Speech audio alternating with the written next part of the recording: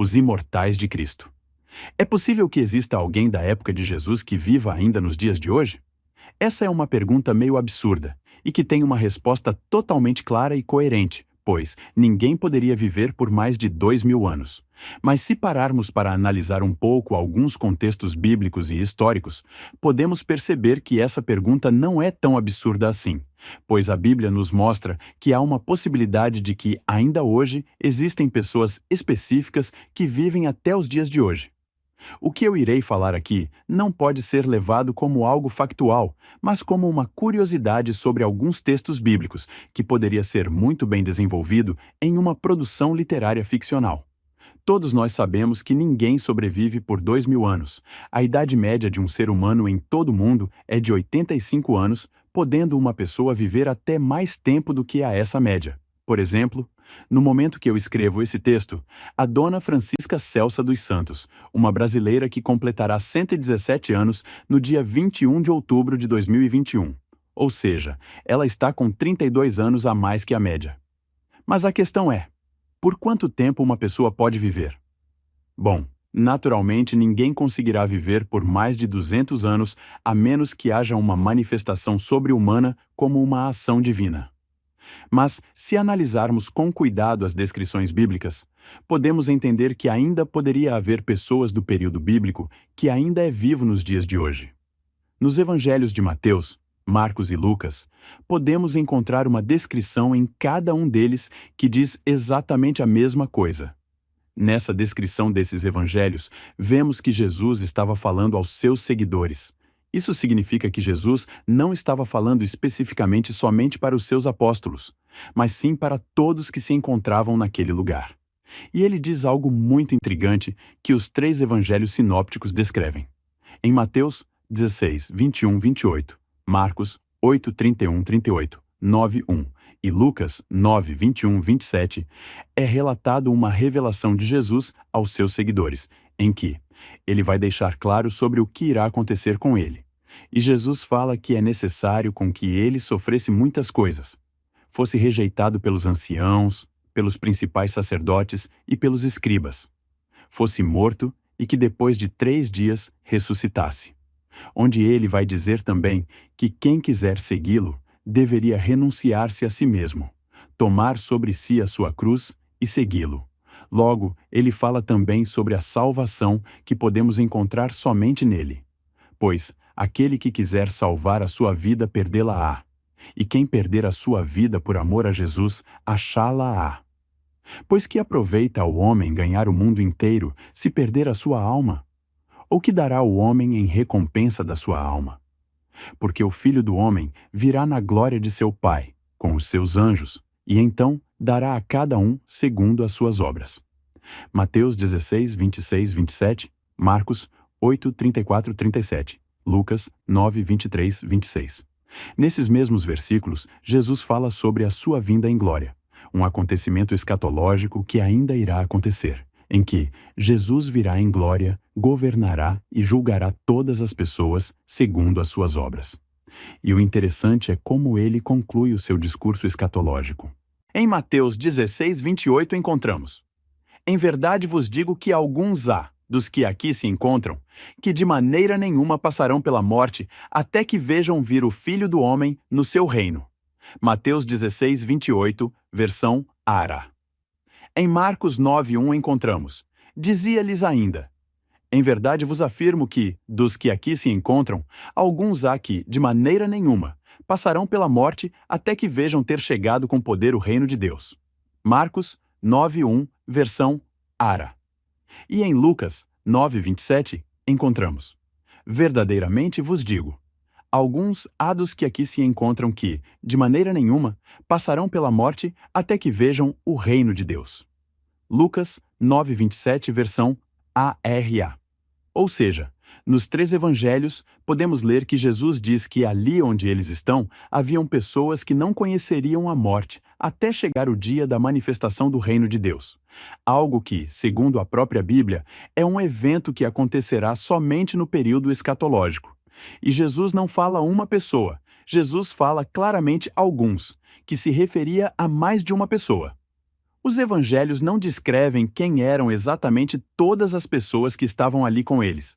O que sabemos é que haviam ali os 12 discípulos que Jesus escolheu para segui-lo, e outros seguidores que não são citados os nomes.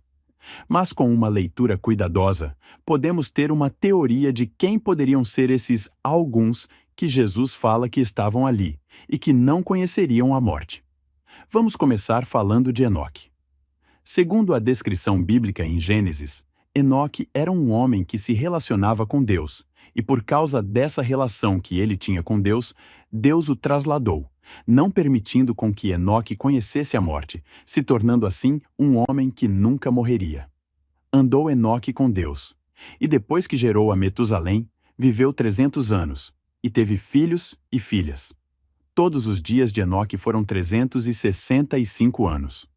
Andou Enoque com Deus e já não era, porque Deus o tomou para si. Gênesis 5, 22, 24, versão Ara. Esse fato do arrebatamento de Enoque é confirmado em Hebreus 11, 5. Pela fé, Enoque foi trasladado para não ver a morte. Não foi achado porque Deus o trasladara. Pois, antes da sua trasladação, obteve testemunho de haver agradado a Deus. Hebreus 11, 5, versão ARA. Temos então o primeiro homem que poderia estar vivo até hoje, pois podemos entender que Deus o trasladou somente para livrá-lo do dilúvio que viria logo depois, e nada impediria de Deus torná-lo novamente ao nosso mundo, para fazer a sua vontade, ou seja, Enoque ainda poderia ser um dos imortais que Jesus Cristo fala em Mateus 16, 28, Marcos 9, 1 e Lucas 9, 27, de que ali estariam pessoas que não morreriam até o dia da manifestação do reino de Deus, significando que Enoque poderia estar ali no meio deles. Outra pessoa que também poderia estar ali reunida com os seguidores de Jesus é Moisés.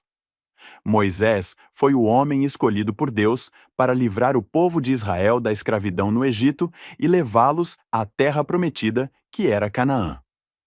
Moisés foi o homem mais manso que a Bíblia descreve. Números capítulo 12, versículo 3. E que amava o povo a ponto de abrir mão de sua salvação para que Deus não os condenassem. Êxodo capítulo 32, versículo 32. Uma coisa interessante é a forma como a Bíblia trata a morte de Moisés. A Torá diz que Moisés morreu no Monte Nebo, e quem sepultou o corpo de Moisés foi o próprio Deus, de forma que ninguém nunca soube o lugar que Deus o sepultou, e muito menos achou o corpo de Moisés. Assim, morreu ali Moisés, servo do Senhor, na terra de Moabe, segundo a palavra do Senhor. Este o sepultou num vale, na terra de Moabe, defronte de Bet-peor, e ninguém sabe, até hoje, o lugar da sua sepultura. Deuteronômio capítulo 34, versículos 5 e 6, versão ARA. Até mesmo o próprio Deus diz a Josué que Moisés é morto.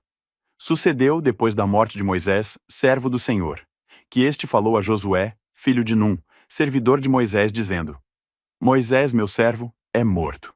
Dispõe-te agora, passa este Jordão, tu e todo este povo, a terra que eu dou aos filhos de Israel.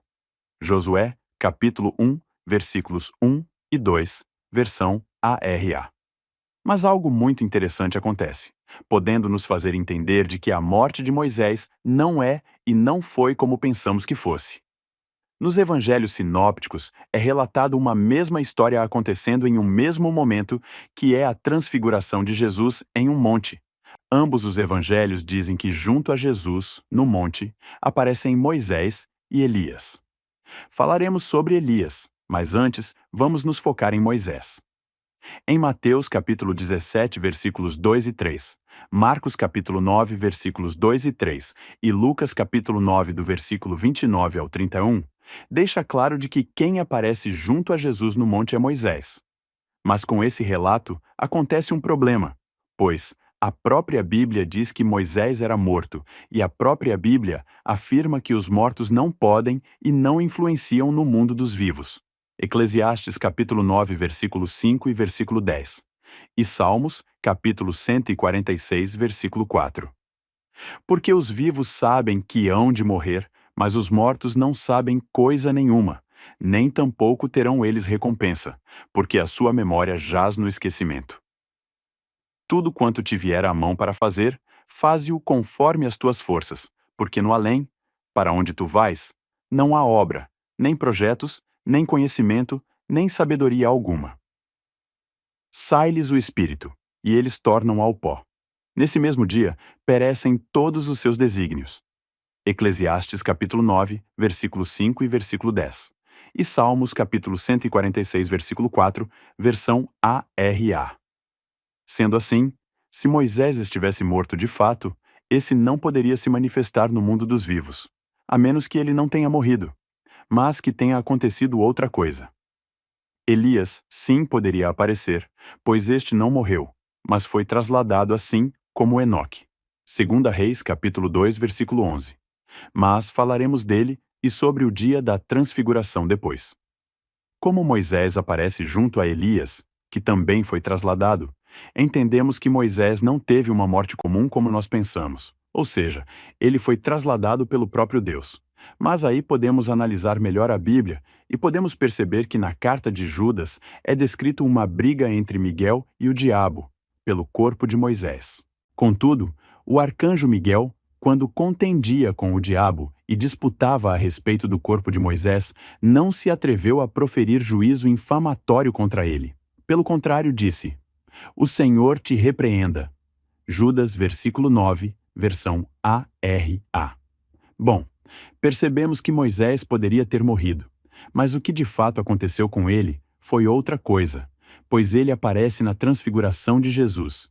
E para entender o que de fato poderia ter acontecido com Moisés, é preciso juntar todos esses versículos sobre a morte de Moisés e criar uma possível ideia do que realmente aconteceu.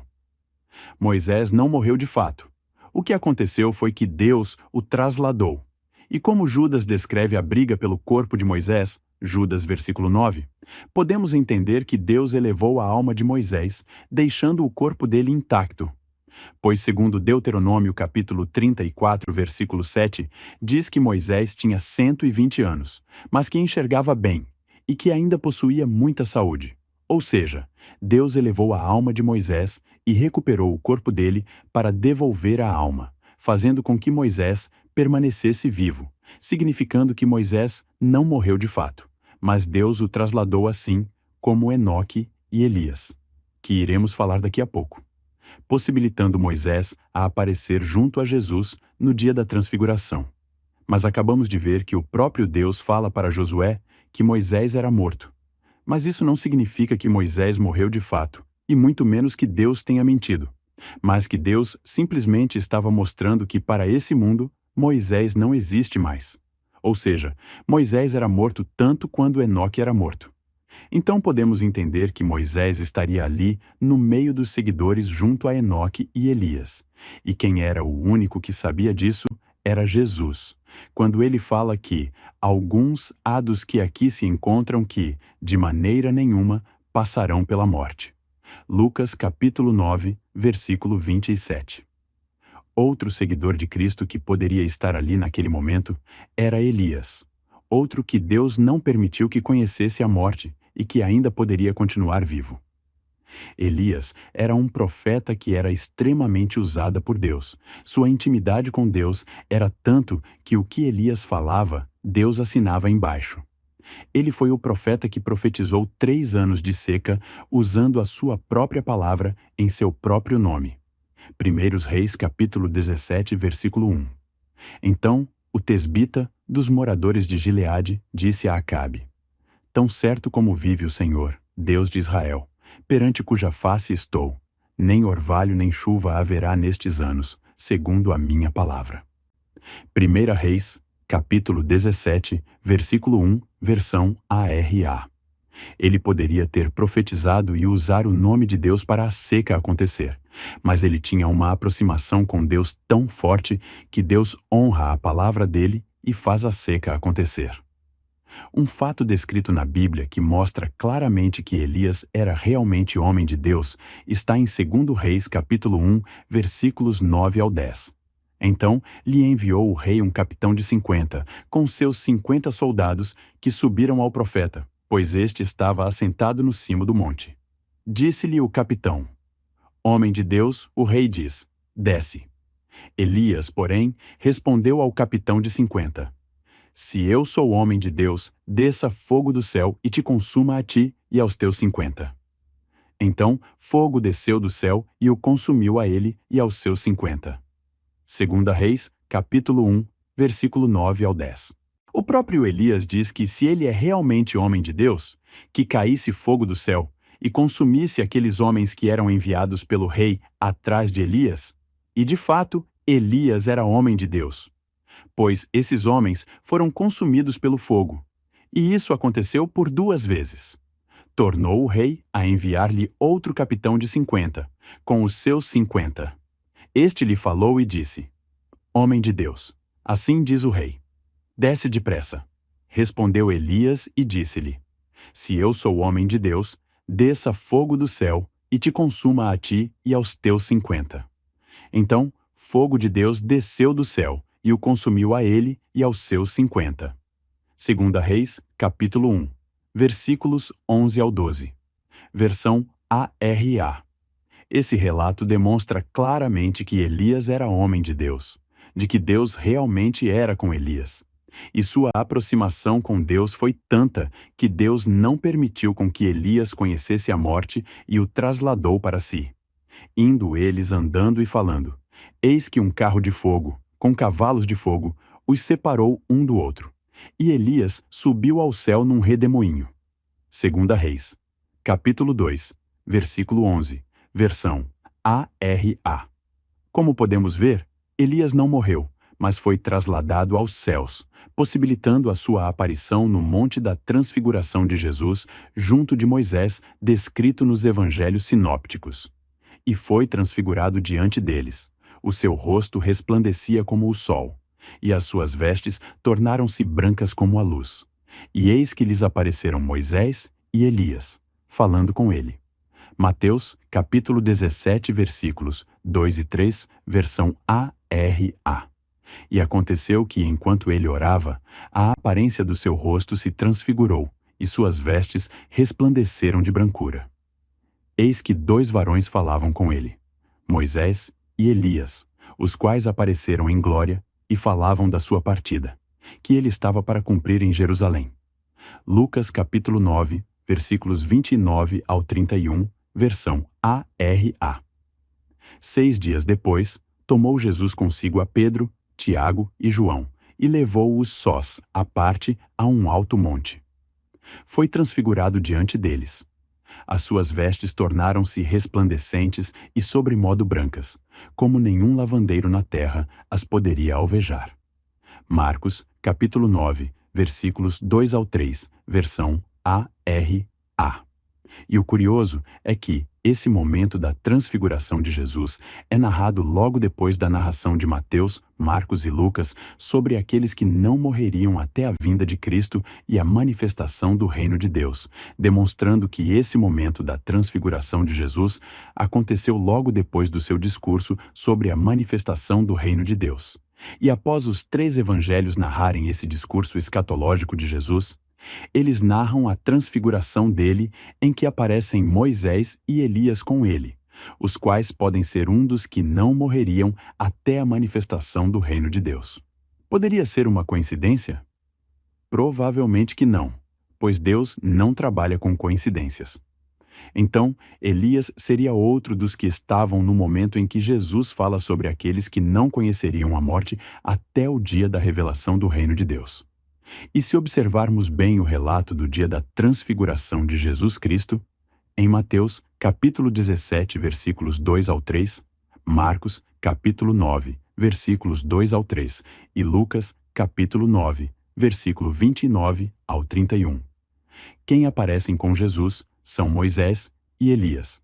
Ambos são personagens na Bíblia que viveram há quase 2000 anos antes do período de Jesus. Ou seja, teoricamente, eles não poderiam estar ali, pois ninguém vive todo esse período a menos que houvesse uma intervenção divina para isso acontecer, pois os acontecimentos bíblicos que acontecem de Moisés até chegar em Elias são mais de 800 anos de história, e de Elias até Jesus já são mais de 600 anos de história. E isso significa que seria impossível Moisés, Jesus e Elias serem contemporâneos.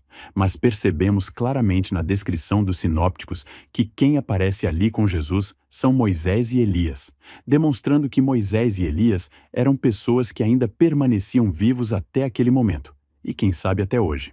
Ora, se Elias, que foi trasladado, pôde aparecer ali com Jesus e Moisés, que também foi trasladado, se Moisés tivesse morrido de fato, ele não poderia aparecer ali, também aparece ali com Jesus. Significa que se ambos que foram trasladados, assim como Enoque, Deus manifestou-os ali na transfiguração de Jesus.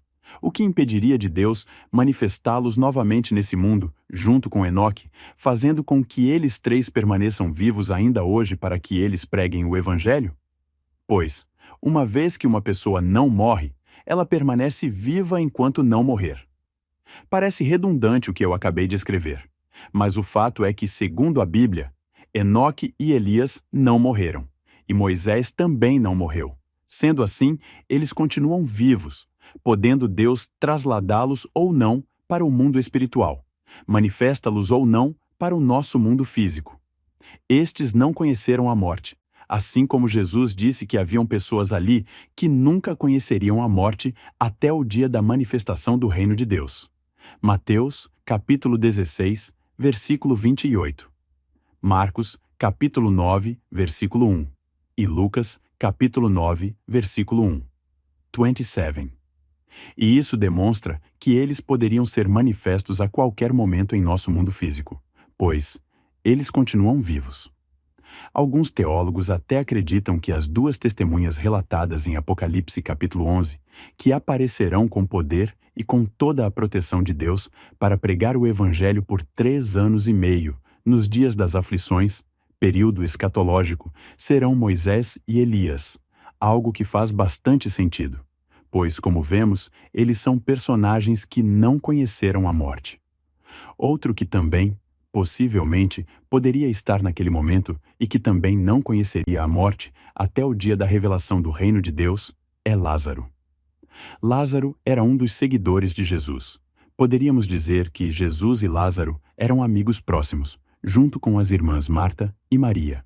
Alguns teólogos afirmam que Jesus era parente de Lázaro, Marta e Maria, mas não irei falar sobre isso, pois a Bíblia não afirma nada disso. O que a Bíblia afirma é que Jesus amava a Lázaro. João capítulo 11, versículo 5. Se lermos João capítulo 11 todo, encontraremos uma história em que Lázaro jazia doente. E assim que Lázaro ficou doente, Jesus é avisado sobre a doença de Lázaro, pois as irmãs do doente mandaram avisar a Jesus sobre a condição que ele estava, com o intuito de que Jesus poderia curá-lo. Mas quando Jesus recebe a notícia, ele permanece ainda 2 dias no lugar onde estava. Mandaram, pois, as irmãs de Lázaro dizer a Jesus: Senhor, está enfermo aquele a quem amas. Ao receber a notícia, disse Jesus: Esta enfermidade não é para a morte, e sim para a glória de Deus, a fim de que o Filho de Deus seja por ela glorificado. Ora, amava Jesus a Marta e a sua irmã, e a Lázaro. Quando, pois, soube que Lázaro estava doente, ainda se demorou 2 dias no lugar onde estava. João capítulo 11, versículos 3 ao 6, versão ARA. E após receber a notícia de que Lázaro estava enfermo, Jesus então permanece por 2 dias no lugar onde estava, e ainda por cima, ele chega à casa de Lázaro depois de 4 dias que o mesmo já tinha morrido. Se olharmos com cuidado esse capítulo, podemos perceber que Betânia, o lugar onde Lázaro morava, ficava a menos de 3 quilômetros de distância de Jerusalém. João, capítulo 11, versículo 18. Ou seja, não havia motivo para Jesus demorar 4 dias para chegar até onde Lázaro estava. Mas, mesmo assim, Jesus demorou a ir, e quando foi, Lázaro já estava sepultado há 4 dias. Bom, a pergunta que fica é: por que Jesus demorou tanto para ir socorrer Lázaro? A resposta para essa pergunta se encontra nos versículos a seguir. Mandaram, pois, as irmãs de Lázaro dizer a Jesus: Senhor, está enfermo aquele a quem amas. Ao receber a notícia, disse Jesus: Esta enfermidade não é para a morte, e sim para a glória de Deus, a fim de que o Filho de Deus seja por ela glorificado. João capítulo 11, versículos 3 e 4, versão ARA. Jesus afirma que mesmo Lázaro estando enfermo, ele não morreria, e que a enfermidade de Lázaro seria para a manifestação da glória de Deus. Mas como podemos ver, Lázaro de fato tinha morrido. Isto dizia e depois lhes acrescentou: Nosso amigo Lázaro adormeceu, mas vou para despertá-lo. Disseram-lhe, pois, os discípulos: Senhor, se dorme, estará salvo. Jesus, porém, falara com respeito à morte de Lázaro, mas eles supunham que tivesse falado do repouso do sono. Então, Jesus lhes disse claramente: Lázaro morreu, e por vossa causa me alegro de que lá não estivesse, para que possais crer. Mas vamos ter com ele. João capítulo 11, versículos 11 ao 15, versão ARA. Jesus afirma claramente que Lázaro morreu, e quando ele chega no local onde Lázaro estava, este se encontrava há 4 dias sepultado.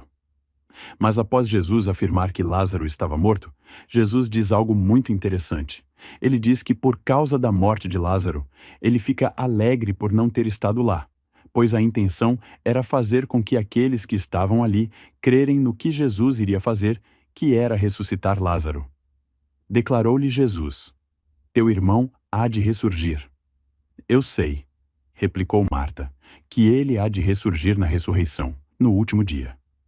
Disse-lhe Jesus: Eu sou a ressurreição e a vida.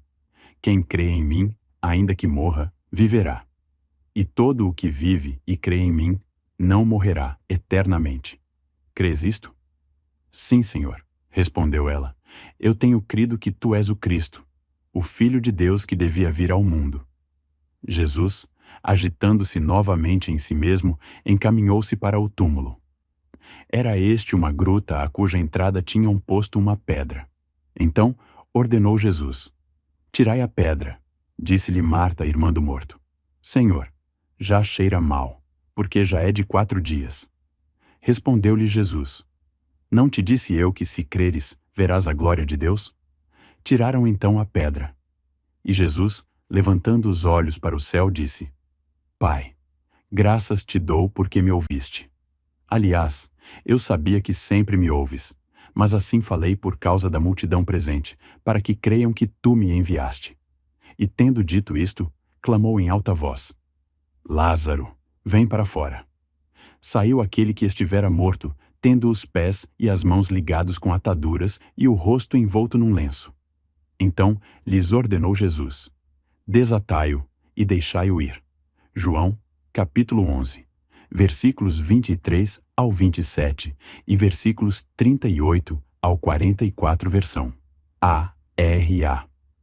Podemos entender então que Jesus permitiu que Lázaro morresse de propósito, mas ele afirma que Lázaro não estava enfermo para a morte, mas que a morte de Lázaro seria para manifestar a glória de Deus, e Jesus usou dessa morte para mostrar ao povo que ele é realmente enviado de Deus e fazer com que o povo creia completamente nele. Tudo isso está escrito explicitamente na Bíblia, mas que Lázaro não morreria mesmo estando enfermo. João capítulo 11, versículo 4. Ou seja, Lázaro conheceu a morte, porém a sua morte seria para manifestar o poder de Deus. E após isso, ele é ressuscitado. Então podemos entender que Lázaro seria um desses imortais que Jesus fala em Mateus capítulo 16, versículo 28. Marcos capítulo 9, versículo 1. E em Lucas capítulo 9, versículo 27.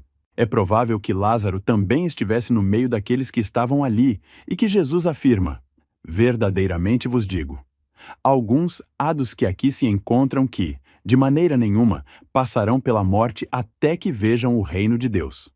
Lucas, capítulo 9, versículo 27, versão ARA. Então podemos entender que entre Enoque, Moisés e Elias, Lázaro foi o que conheceu a morte uma vez, mas foi para manifestar a glória e o poder de Deus, mas que depois disso ele não conheceria a morte novamente, tanto que Jesus poderia ter curado Lázaro antes mesmo de morrer. Lázaro não precisaria ter morrido, mas como ele é um dos que não conheceriam a morte até o dia da manifestação do reino de Deus, no período escatológico, Jesus usa a causa de Lázaro para demonstrar ao povo que ele é realmente filho e enviado de Deus, pois não faria sentido Jesus ressuscitar Lázaro depois de 4 dias morto, a menos que estes tivesse alguma importância na história. E essa importância era viver até o dia da manifestação do reino de Deus. Sendo assim, já que este viveria, nada melhor do que usar essa causa para demonstrar ao povo quem de fato é Jesus Cristo. Ou seja, vemos então que Lázaro foi usado para Jesus fazer o maior milagre já registrado na Bíblia, que é a ressurreição de Lázaro, pois encontramos outros casos de Jesus ressuscitando pessoas, como a filha de Jairo. Marcos, capítulo 5, versículos 22 ao 24 e versículos 35 ao 42. E o filho único de uma viúva. Lucas, capítulo 7, versículos 11 ao 17. Mas nenhum deles foi tão importante e tão poderoso como o de ter ressuscitado Lázaro, que ficou 4 dias morto. Agora vamos falar do quinto e último homem que estava junto a Jesus quando este fala. Em verdade vos digo que alguns há, dos que aqui se encontram, que de maneira nenhuma passarão pela morte, até que vejam vir o Filho do Homem no seu reino. Mateus, capítulo 16, versículos 28, versão ARA. E esse homem é João, discípulo e apóstolo de Jesus. João foi um dos discípulos que era mais próximo de Jesus. Ele sempre acompanhava o Mestre e presenciou os maiores feitos de Jesus. João fazia parte do grupo de discípulos mais próximo de Cristo, que eram Pedro, Tiago e João. E junto com esses dois, João presenciou o dia da transfiguração de Jesus. Mateus capítulo 17, versículos 2 e 3. Lucas capítulo 9, versículos 29 ao 31. Marcos capítulo 9, versículos 2 e 3, que já falamos aqui nesse texto, presenciou a ressurreição da filha de Jairo. Mateus capítulo 9, versículos 18 ao 19 e versículos 23 ao 26. Marcos capítulo 5, versículos 21 ao 24 e versículos 35 ao 43. Lucas capítulo 8, versículos 40 ao 42, versículos 49 ao 56. Subiu ao Getsêmani com Jesus, onde o mesmo suou sangue. Mateus capítulo 26, versículos 36 ao 46. Marcos capítulo 14, versículos 32 ao 42. Lucas capítulo 22, versículos 39 ao 46. Enfim, João era bem próximo de Jesus, tanto que foi João quem se reclinou para Jesus perguntando quem era o traidor anunciado por ele. João, capítulo 13, versículos 21 ao Irupati Aro. Para resumir, João é um dos apóstolos que mais teve importância na Bíblia. Ele é autor do Evangelho de João, 1 João, 2 João, 3 João. E também, é claro, o livro de Apocalipse, o livro das Revelações. Sim, João foi a última pessoa a receber uma visão reveladora por parte de Deus, o qual dá total origem ao livro de Apocalipse. Seguindo o raciocínio dos imortais de Cristo, podemos perceber que João é o único que mais provavelmente poderia ser totalmente um dos que não morreriam até o dia da manifestação do reino de Deus. Mateus capítulo 16, versículo 28. Marcos capítulo 9, versículo 1. Lucas capítulo 9, versículo 1. 27. Nós lemos e vimos que Jesus deixou claro que haviam pessoas ali naquele meio que não morreriam até que venha o reino de Deus. Bom, para entender o que seria o dia do reino de Deus, irei explicar de uma forma simples e bem resumida sobre o que seria isso, pois isso é um assunto escatológico e que ainda há divergências entre os teólogos sobre esse período. A vinda do reino de Deus é um período que, segundo a escatologia, acontecerá depois da grande tribulação, onde Jesus voltará com poder e glória para governar por 1000 anos. Na verdade, esse é um dos reinos. Pois há 2 reinos que são considerados o reino de Deus na Bíblia. O primeiro reino de Deus é situado de forma presente a representar o mundo espiritual, assim como o paraíso, onde os salvos ficam após a morte. E o segundo reino é o milenar. Esse reino é situado no futuro, um reino que ainda irá acontecer. Reino esse que faz parte de um dos períodos da escatologia, e é a qual Jesus fala em Mateus, capítulo 16, versículo 28, Marcos, capítulo 9, versículo 1, e Lucas, capítulo 9, versículo 27, um reino que ainda irá acontecer escatologicamente.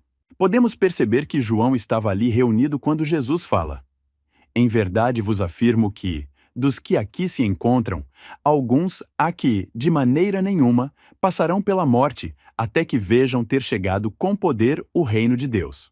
Marcos, capítulo 9, versículo 1, versão ARA. Quando nós lemos João capítulo 21, nos faz entender que João poderia ser um dos que não morreriam até a vinda de Cristo, no caso, a vinda do reino de Deus, pois Jesus Cristo é o rei desse reino. Então Pedro, voltando-se, viu que também o ia seguindo o discípulo a quem Jesus amava, o qual na ceia se reclinara sobre o peito de Jesus e perguntara: "Senhor, quem é o traidor?" Vendo-o, pois, Pedro perguntou a Jesus: "E quanto a este?" Respondeu-lhe Jesus: "Se eu quero que ele permaneça até que eu venha, que te importa? Quanto a ti, segue-me." Então se tornou corrente entre os irmãos o dito de que aquele discípulo não morreria. Ora, Jesus não dissera que tal discípulo não morreria, mas: "Se eu quero que ele permaneça até que eu venha, que te importa?" João, capítulo 21, versículos 20 ao 23, versão ARA. Aqui percebemos que Jesus nos deixa subentendido de que João poderia de fato ser um dos que não morreriam até a manifestação do reino de Deus. Mateus capítulo 16, versículo 28. Marcos capítulo 9, versículo 1. Lucas capítulo 9, versículo 27. Tanto que a narrativa do livro nos mostra que os próprios irmãos da fé pensaram que João não morreria. E, obviamente, eles estavam pensando no que Jesus disse em Mateus capítulo 16, versículo 28. Marcos capítulo 9, versículo 1. E Lucas capítulo 9, versículo 27. Mas logo a narrativa afirma que Jesus não disse que João não morreria. Mas caso ele queira que João permanecesse vivo até o dia da vinda do reino de Deus, o que nós temos a ver com isso? Ora, Jesus não dissera que tal discípulo não morreria, mas: "Se eu quero que ele permaneça até que eu venha, que te importa?" João capítulo 21, versículo 23. B, versão ARA. Ou seja, o que prevaleceria seria a vontade de Deus de querer ou não fazer com que alguém viva até o dia da vinda do seu reino. Infelizmente, a Bíblia não fala nada sobre a forma que João viveu, e muito menos como morreu, e se realmente morreu. O que encontramos na Bíblia são apenas descrições de João, já na ilha de Patmos, onde ele teve a última revelação escatológica. Apocalipse, capítulo 1, versículo 9. Então, para entender melhor o que de fato aconteceu com o apóstolo João, precisamos analisar alguns conceitos históricos. E se pegarmos a história dos mártires da igreja primitiva, João foi o único que não foi morto por meio de martírio. Dallas Whitmer, em sua obra A Fé pela Qual Vale Morrer, afirma o seguinte: "Na era cristã, muitos milhares de cristãos têm sido mortos pela sua fé. Morreram como mártires todos os apóstolos do Senhor, menos João. João aguentou muitas provas nas províncias romanas. Uma vez o lançaram num caldeirão de azeite fervente, mas o Senhor preservou-lhe a vida. Abandonaram-no na ilha de Patmos, mas não morreu ali. Depois de ser resgatado de Patmos, João foi obrigado a tomar veneno, o qual não lhe fez dano. Morreu pacificamente em Éfeso na idade de mais de 80 anos. Página 2 e 16, Whitmer, 2007. Ou seja, Deus não permitiu com que João fosse martirizado como muitos outros, e ainda o livrou da morte por 3 vezes. E segundo Dallas Whitmer, João morreu de velhice. Pegando esse contexto histórico, podemos entender então que João morreu de velhice. Mas se pegarmos alguns relatos, podemos encontrar algo muito intrigante. Segundo esses relatos, quando Constantino se converte ao cristianismo, ele resolve usar a tumba do apóstolo João para edificar uma igreja. Mas quando abrem a tumba, ela se encontrava vazia, sem corpo e sem ossada. Não havia nada e nem ninguém na tumba. Bom, não podemos comprovar esses relatos, mas seria muita coincidência tudo isso acontecer. Mas esses relatos demonstram claramente que João é um dos que não morreriam até a vinda do reino de Deus. Mateus, capítulo 16, versículo 28. Marcos, capítulo 9, versículo 1. Lucas, capítulo 9, versículo 1. 27. Pois, para a Bíblia, não existe coincidência, e sim propósitos. E nada impediria que Deus tenha permitido João viver até o dia da vinda do reino de Deus.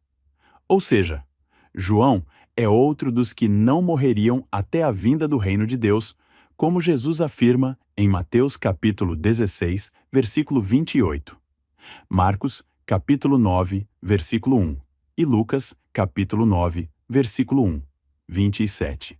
Essas pessoas que, teoricamente, poderiam estar vivas até hoje como Enoque, Moisés, Elias, Lázaro e João, podemos entender que Deus preservou-os para que eles sejam um dos que pregariam o Evangelho, como Jesus ordenou em Marcos capítulo 16, versículo 15, para fazer com que o Evangelho fosse espalhado pelo mundo mais rápido, fazendo com que todos saibam do sacrifício de Cristo e da salvação que podemos encontrar em Jesus, o qual eles poderiam estar até hoje pregando o Evangelho de Cristo, propagando a palavra de Deus e as boas novas. É claro que nada disso podemos encontrar na Bíblia, e que tudo o que eu disse não passa apenas de uma teoria e interpretação maluca da minha cabeça, mas que nada impede de que todas essas coisas poderiam realmente acontecer de maneira oculta, pois Deus tem os seus mistérios e devemos nos conter somente com o que Ele nos revela. Deuteronômio, capítulo 29, versículo 29.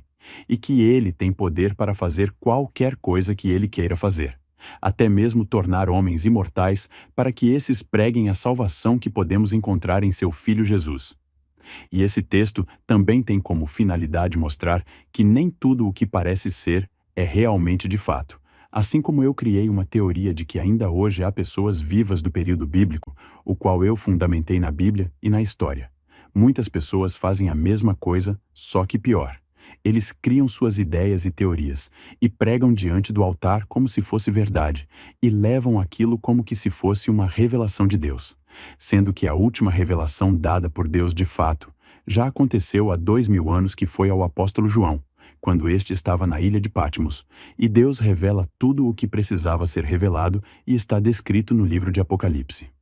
É claro que ainda possa haver revelação de Deus às pessoas que o buscam, mas essas revelações sempre serão dentro do que já está escrito.